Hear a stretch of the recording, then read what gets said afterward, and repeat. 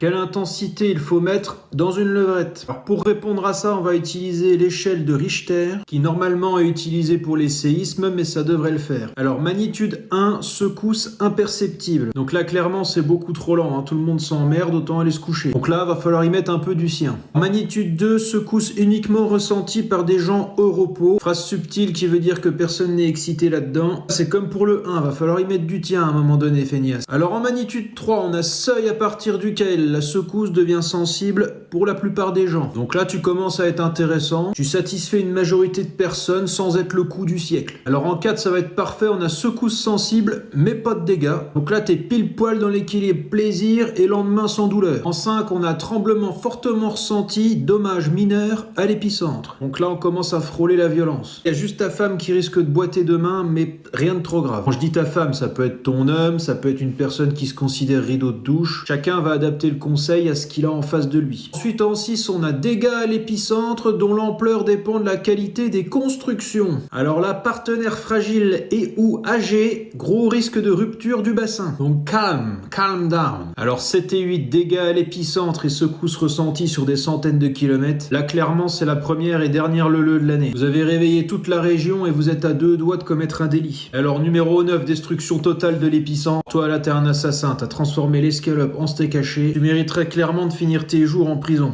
Quelle intensité